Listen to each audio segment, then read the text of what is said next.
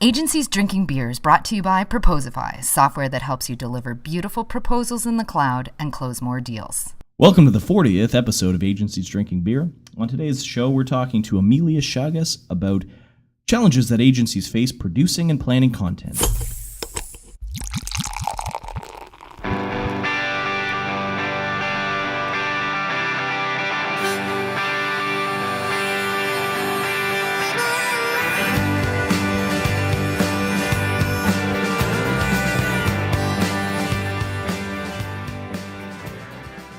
But you know, Jen, you wrote a killer post the other week. Thank you. It did sort of resonate with people, which made me doubly realize how many people feel like they don't like sales. So I wrote a post about how to sell when you don't like sales or you think you don't like sales. Sales has a bad rap. It does, and I think especially agency owners, a lot of them tend to be designers or developers or marketers from previously they worked somewhere at an agency and they decide to open their own. And so they usually don't, at least I find in our experience and talking to people on the show and people we know around, is a lot of them just start agencies because they like what they do and they want to build their own business. They want to choose their clients and choose their team. But they kind of have to learn sales as they go a little bit. So a lot of times they're kind of learning on the job, so to speak. So what tips, Jen, would you offer somebody who needs to sell, wants to sell, but thinks they hate selling? Well, as I mentioned in the post, I think the biggest thing is to not think you are the guy in the polyester suit in the used car parking lot. And no offense to anyone out there who actually is selling used cars, because if you're listening to this podcast, you're probably a good salesperson. If somebody is listening to this podcast who sells used cars, they probably found the wrong podcast. Like they don't realize. Or maybe they're aspiring to something else. Or maybe they're in fleet sales and it's business to business sales. That's it. Let's send them a T-shirt. If you are a used car salesman or woman listening to this podcast, email us. We'll send you a T-shirt. Absolutely. Or start your own podcast called Used Car Salesman. But I think a lot. What's it going to take? Yeah.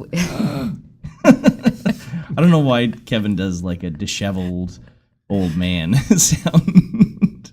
Such a crusty business. But that's the problem is that everybody thinks about that when they think about sales. They go right to the bad example rather than all the good examples of times that you've been sold something that was helpful. And I think that's the biggest tip is don't think about it like you're selling something. Think about it that you're solving somebody's problem. And if you think about it like that, it really turns the tables. And actually, I got a comment, I think, on LinkedIn about this post, and I can't remember the guy's name, but he was saying that he's never been good at selling himself, but one time when he was really good about selling is when he was doing something. I think he was doing some mission work and he was really doing things that were helping other people. And that's when he felt like he was really, quote unquote, selling. And so for him, that turned in his mind about how if you think about sales, that you're solving somebody's problem. You're not like forcing something on them that they don't need. I think that's one of the biggest thing. And the other thing is people need things. People want to be sold. For clients, they need an agency, for example. So if you pick your customers, if you pick your prospects in the right way, which we've talked a lot about, and figure out what they need, I think that really helps go a long way in reducing the anxiety and the uncomfortableness around selling for both sides. Just being passionate about what you're selling. It's really not like selling.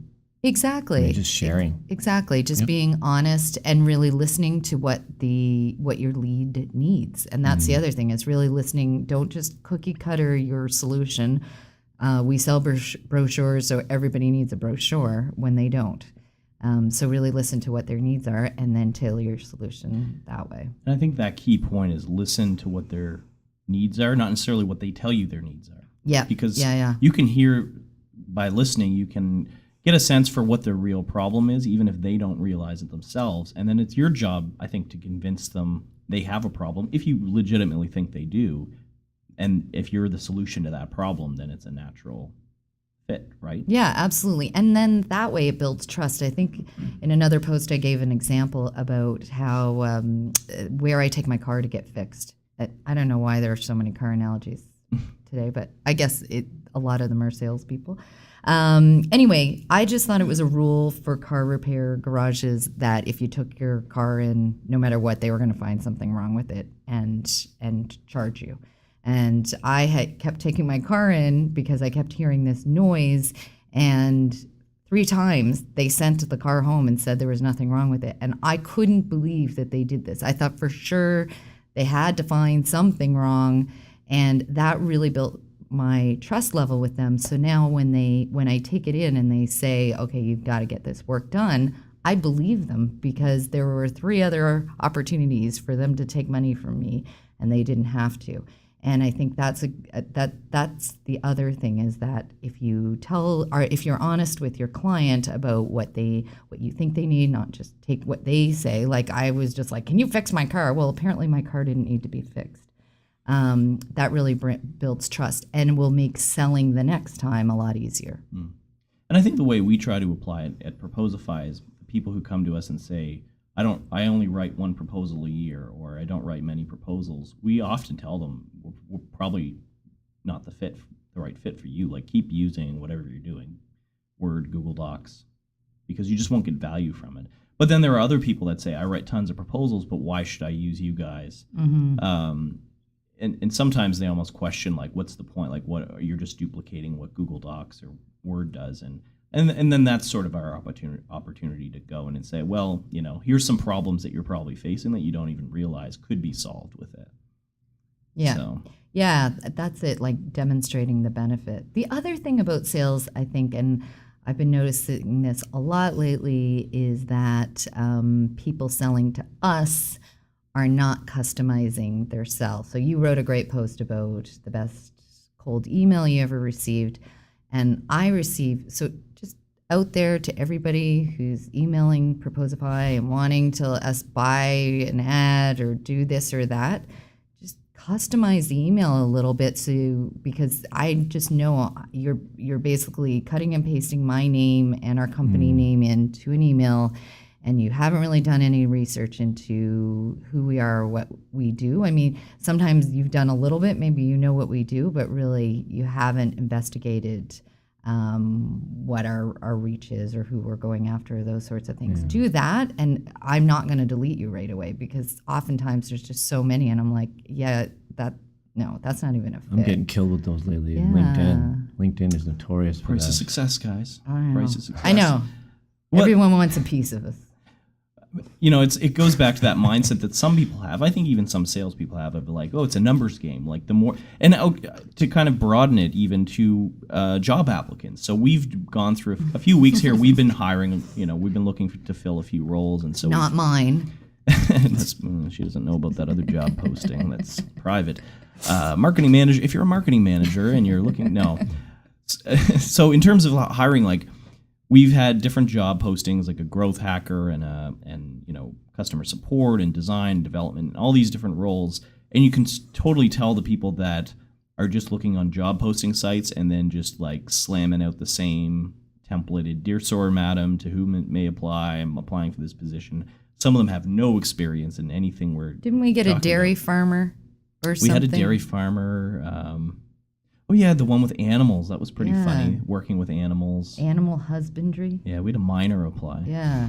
Now, I'm all about there's applicable experience, but you've got to demonstrate how that experience would apply. And that guy did not demonstrate his animal handling. Yeah, it was a woman, actually, but yeah. Oh, it was? Yeah. She said she couldn't wait to come work with us because she's used to handling large animals with hierarchical She knows issues. More about us than we think. Yeah, I know. We're a bunch of animals. Yes, we work out of a barn. I think Paul Boag used to work out of a barn. That was one of the things that probably a cool barn, though. Probably, yeah. It was probably a yeah. Very cool. In southern England or whatever. Anyway, so my point being, it's not a numbers game, because do you want to send out 1,000 of the same email or application or whatever it is with a low close rate, or do you want to take a little bit of extra work and have a bit of a higher close rate, talk to more people? That's the lesson I got. No, I agree. And I think it's just like a regular human interaction. Just apply the same principles you use to be a human and socially interact with other people and apply that to sales without being smarmy. It's the same thing. You listen, you hear what they say, you try to help them with their problems, and then you provide the solution. How would you want to be treated on the other end? Yeah, Bottom exactly. line. Golden rule. Exactly. Exactly. All right. Well, with that said, let's move on to the interview with Emília Chagas.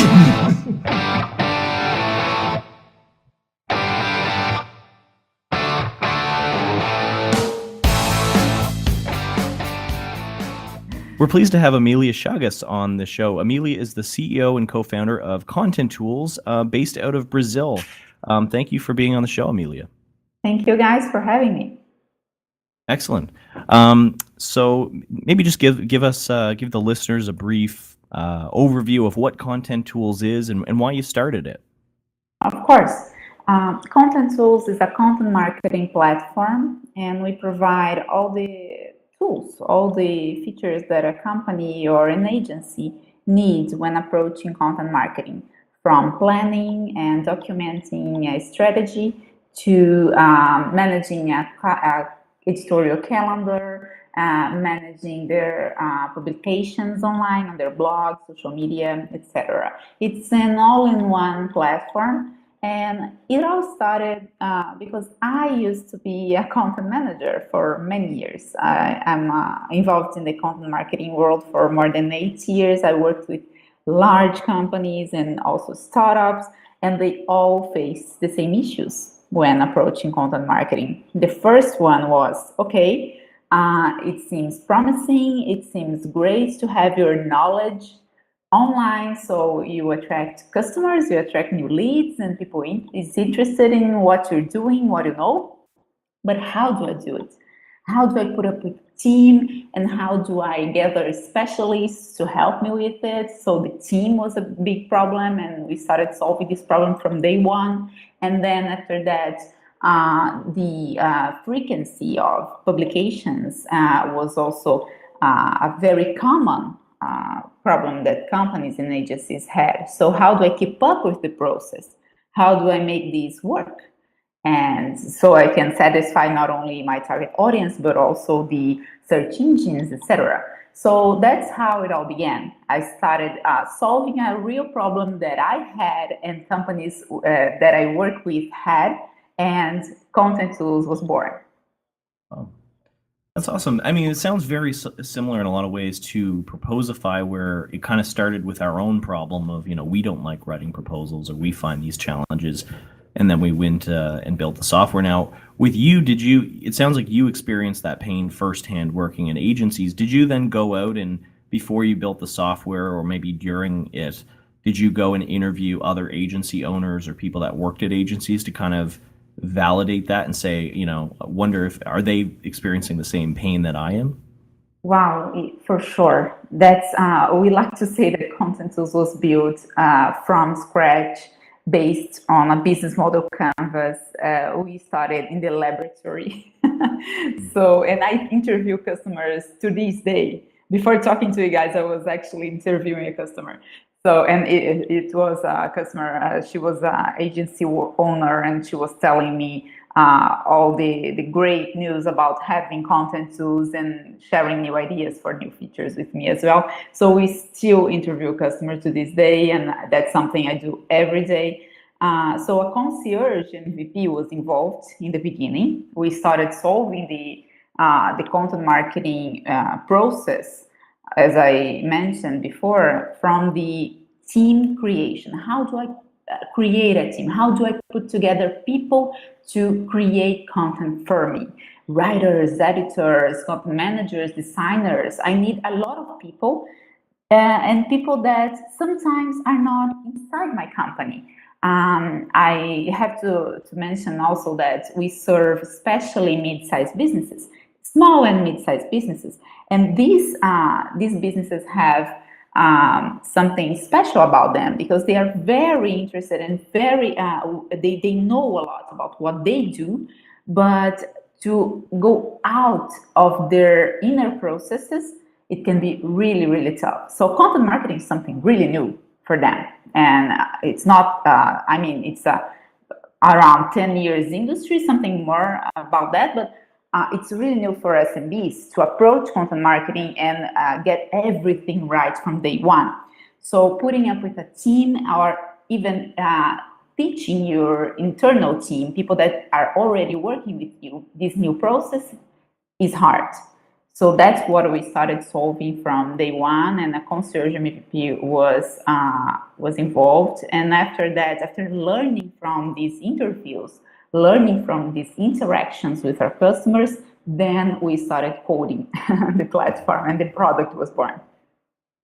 Go ahead. It's interesting you said about trying to get people to change their internal processes, because that's something we struggle with as well, even though using Google Docs and spreadsheets and all that stuff is inefficient. It's what people are used to doing. And even though it's somehow inefficiency goes hand in hand with, oh, well, we've been doing it this way. And people are so resistant sometimes to changing the way they've been doing it because they're like, well, it worked, even though I don't know how it works means inefficiency, but that's something we struggle with as well. And so how do you kind of get people over to your side, convince them? It's something really interesting that you mentioned that, Jen, because with content marketing, you start the entire process by yourself sometimes as a content manager, or as a marketing manager, or even sometimes the CEO himself or herself does that. And spreadsheets, emails, and other, sometimes the management, the task management tool that the company already uses, everything gets surrounded by other plugins and other features. We sometimes face companies that are using 10 to 12 different tools to approach content marketing, which is crazy, But the one thing that happens, and it happens often, is that it works. It really works. Content marketing is not like rocket science, and it works because you put your knowledge out there. People will find you and will be interested. Your customers will trust you more, and you convert more customers, and the leads are coming. So it seems interesting to invest in it because you want to grow. You want it to work even more and to be successful. By doing that, you start inserting people in the process. So you hire sometimes a freelance to work with you because you want to be in the strategy now. You don't want all the operations for yourself. You want to look at the numbers, look at the metrics, see what's working, what's not. And by doing that, you have to include someone from outside this messy process inside your spreadsheets and all the tools, etc. So the problem kind of sometimes it just explodes, So the thing is, when we present Contentools to these companies in these special moments, they are very, very grateful. Yeah, you're saving them. Yeah, exactly. Sometimes we're saving 75% of the repetitive tasks can be automated with Contentools. Can you imagine that? Companies don't have to hire more people to produce more content. There are agencies that have doubled their size, their customer base, by using our products, and they even triple the amount of content they can push just by organizing the process. And that's exactly what you said. People don't they're not that interested in the process until they see the results they can have by doing that. Yeah. In my experience too, working at agencies and running our own, when you have a client who agrees to pay you to produce content, that's one thing. And it's great to have, the organization, the tools like an editorial calendar and sort of the process in place. I found that one of the most challenging things is just having the actual writing talent in-house or freelance to actually write articles for the client. Because sometimes, as we all know, it's really easy to produce generic content, but when it comes to content that actually is going to attract a qualified visitor and convert them to become a customer, the quality of the content has to be great. And just finding people that can write, in the subject, they're subject matter experts, or at least they can learn what the client's topic is, but then translate that into a really quality, in-depth, well-written, easy-to-read post is super hard. So, I mean, is there anything that you guys offer that helps your clients, not just from the production workflow, but also from like, how do you actually find talented writers? We have a feature inside Contentools. We call it Find Content Professionals. So we have this team here that work, and they specialize in, they're like headhunters, you can say. So they find talented content professionals, experienced content professionals out there in the market, and they certify these professionals, and they are certified in inbound marketing, also content marketing, and they have their profiles and their portfolios analyzed, etc. And then they are onboarded on the Contentools platform. Once they are onboarded, any customer can go there and find them by searching for their skills or even the content type that they create, etc. So that's how we do it. It's not, right now it's not like, we're not aiming to have thousands and thousands of people there in this database. We are especially concerned about selecting the right people. So there are 1,200 content professionals right now, but only 20% of them are really active into teams, into our customers' teams. So our main concern is, for sure, quality, exactly what you mentioned. But quality is something really, really complex.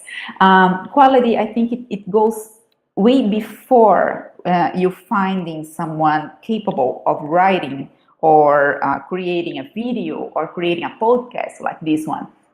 Quality starts when you figure out what you're going to create and what is the knowledge that your company has that really interests and really solves a problem out there of your customer. So what's your customer interest in finding out there?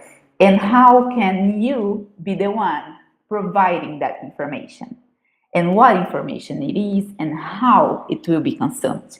So it goes back to the buyer persona and back to the researches that we all have to do we talked about interviewing customers, so that's the same thing. You have to interview your customers. You have to develop really almost real, almost like palpable buyer personas that your team can understand, that people that work with you can really feel the same pain that they do, so we can create content that will be useful for them. And useful is the word.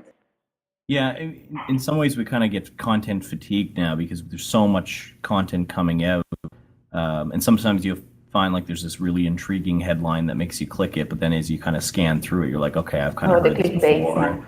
Yeah, it's not very useful. So it's like, that's one of those challenges. And clients, I find, back in the older days of selling websites to clients, they want you to build the blog, but then you look at it a year later and there's hello world, or welcome to our new website. There's one post on it. So clients, it sounds like clients are maybe becoming more aware of the fact that they don't have the ability, for the most part, unless they've got a content team in-house that understands this, that they just don't have the capability to produce content in a way that's actually going to drive business results. Yeah. And do you think that they're becoming more aware of that? I think there's a mix. There are companies that I think in the first moment, in the first stage, they are very aware of that. And they even look for outsource. So I have to find someone to do this for me. And the do this for me can be really tricky, because content marketing is strategic. It's something you should be completely and at all times aware of. it goes hand in hand with your company's goals, with your OKRs, with what you aim to gain from this process.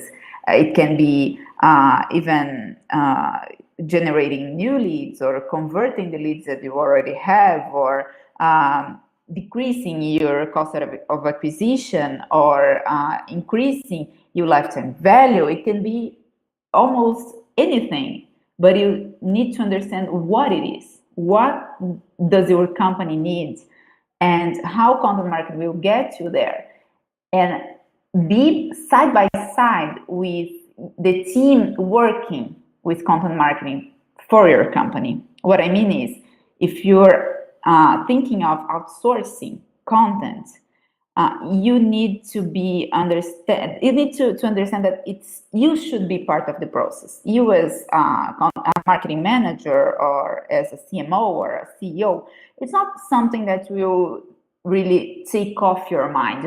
Someone will take this from now on, and I'll have my Facebook page updated every day, and that's it. It's not about that.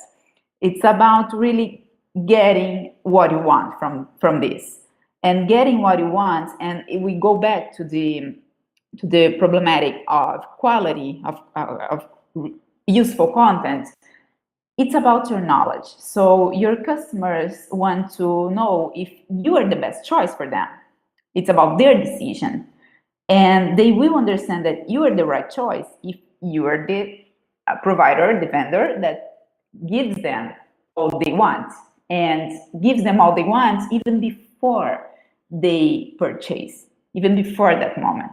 And content can do that for you, but you have to be there.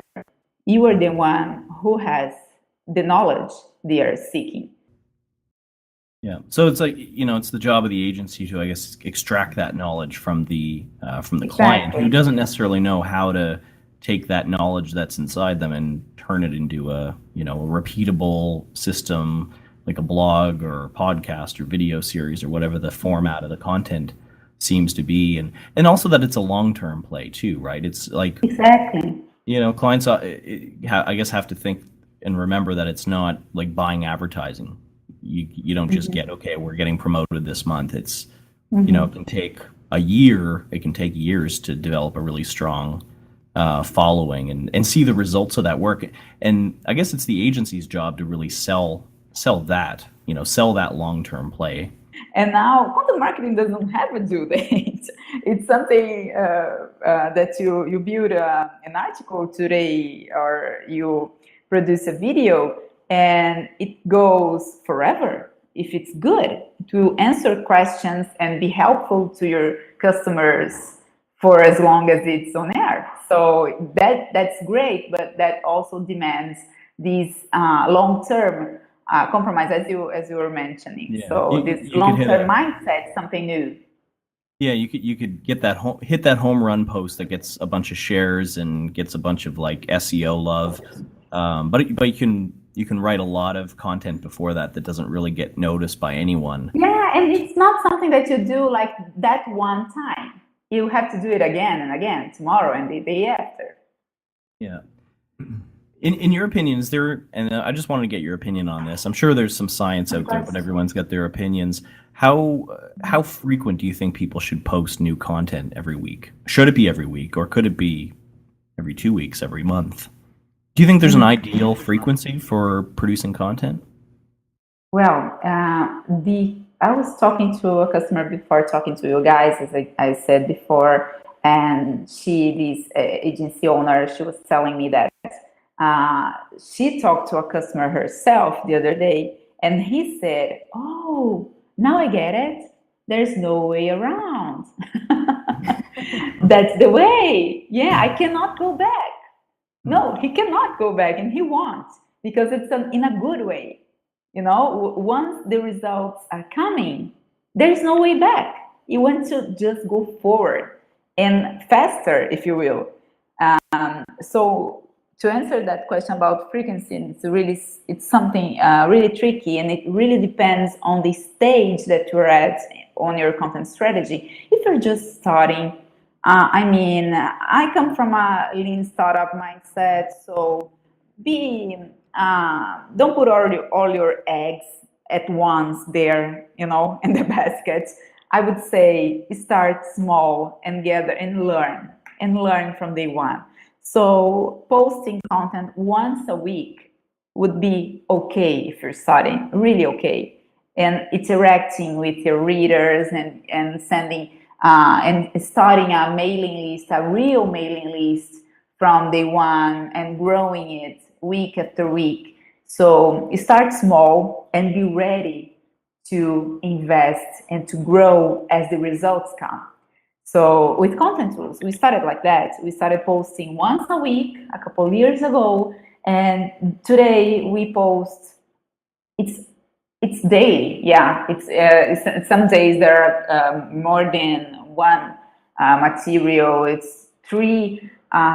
It's both in Brazil and in the US. There are like 3 or 4 rich content materials being pushed every week.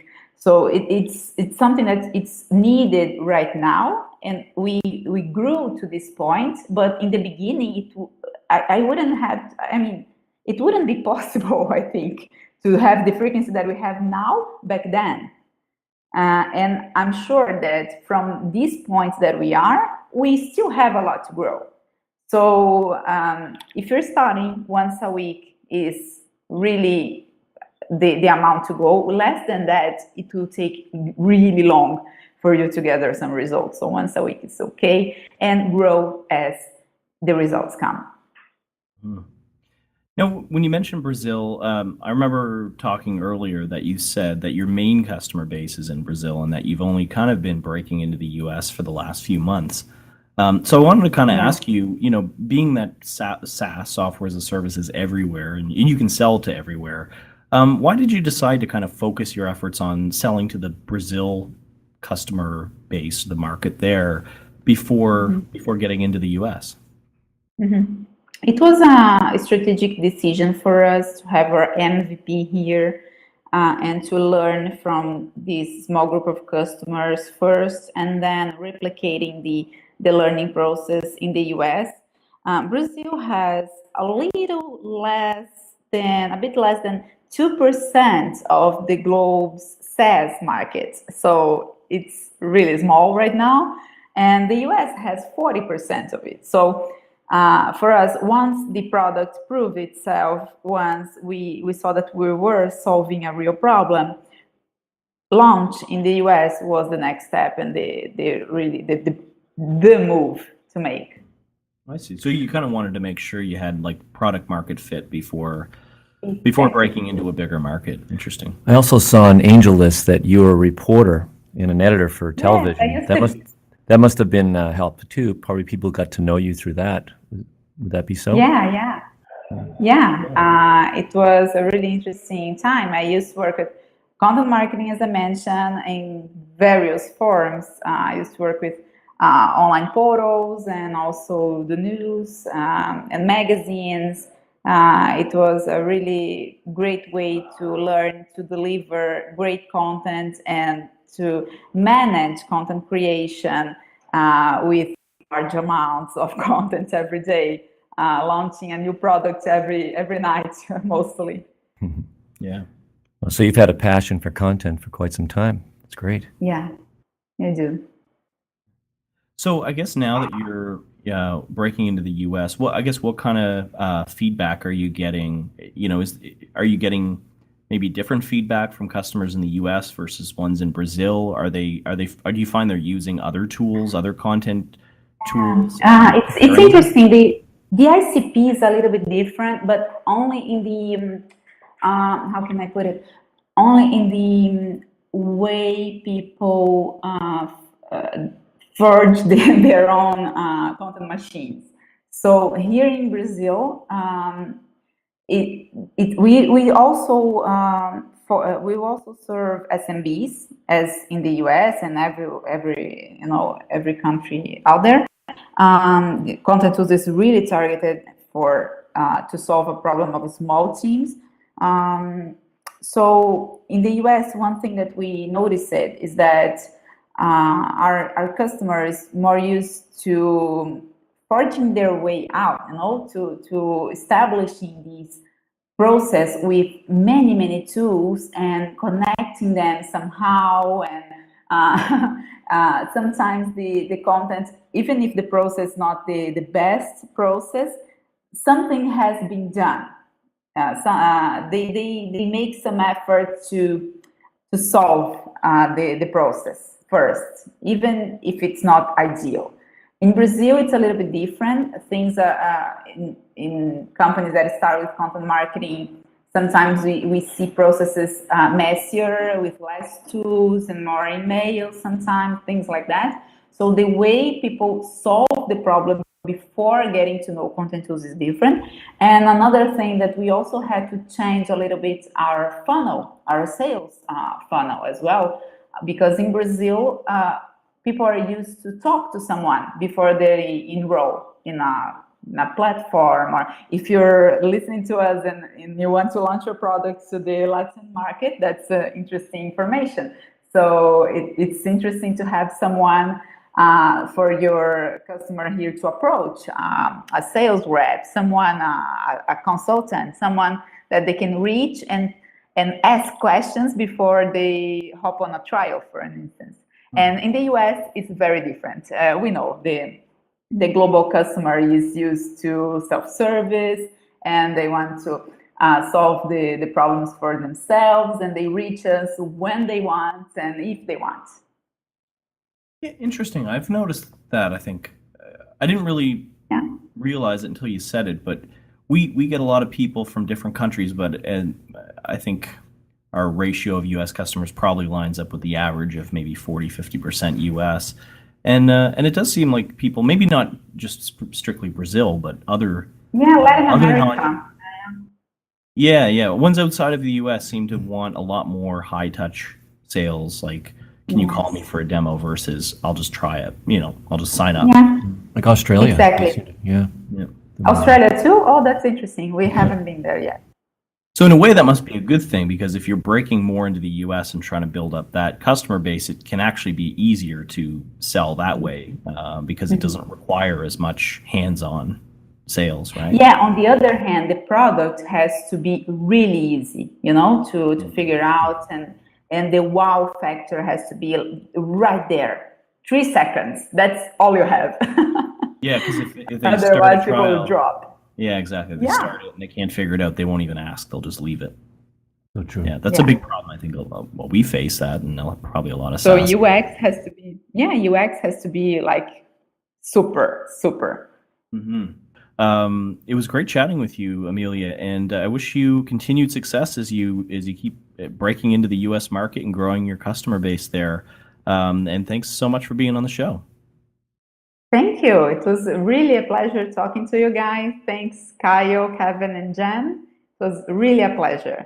Thank you. Yeah, Likewise. thank you. Yeah, and so for the listeners, we want to just let you know, if you want to learn more about Contentools, that's Contentools with one T, Contentools, so no 2 T's, .com, and you can check out the awesome product that Emília and her team have put together. And I'll put a link in the show notes. So Yeah.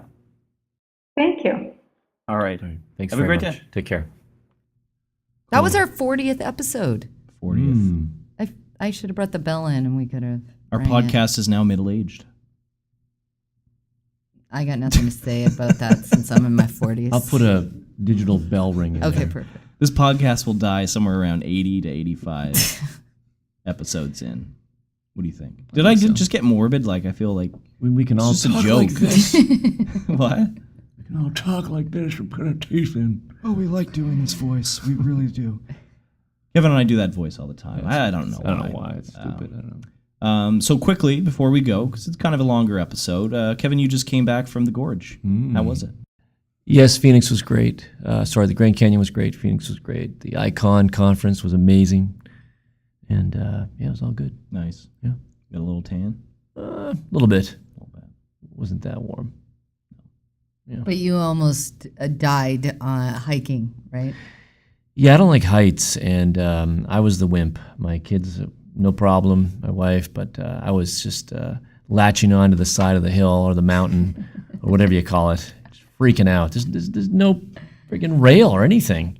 You literally, there's like a 2,000-foot drop, and you're just going down this very steep trail. It wasn't fun. We're glad you made it back safe. Thank you. Very glad. Yeah. Yeah. Okay. Well, thank you for listening, everyone. Hope you enjoyed.